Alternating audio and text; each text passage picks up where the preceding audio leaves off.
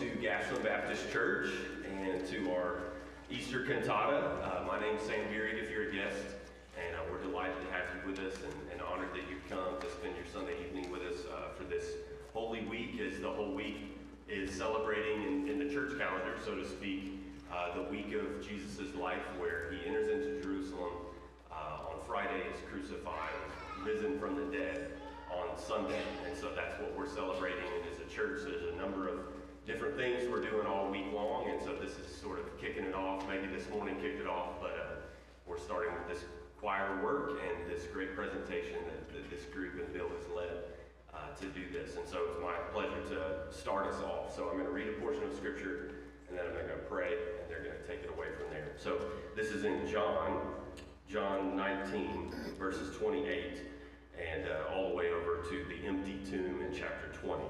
I'll just read it for us. You don't have to turn there. Maybe even be better not to. So just listen in as the story, as John tells it, of Christ being crucified, of them coming up on the empty tomb. It says, "After this, when Jesus knew that everything was now finished, that the scripture might be fulfilled, he said, 'I'm thirsty.'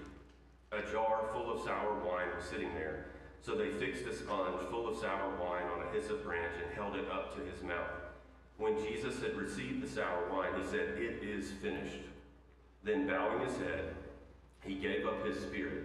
Since it was the preparation day, the Jews did not want the bodies to remain on the cross on the Sabbath, for that Sabbath was a special day. They requested that Pilate have the men's legs broken and that their bodies be taken away. So the soldiers came and broke the legs of the first man and of the other one who had been crucified with him. When they came to Jesus, they did not break his legs, since they saw that he was already dead. But one of the soldiers pierced his side with a spear, and at once blood and water came out. He who saw this has testified, so that you also may believe. His testimony is true, and he knows he is telling the truth. For these things happened that the scriptures would be fulfilled. Not one of his bones will be broken. Also, another scripture says, they will look at the one they pierced. After this,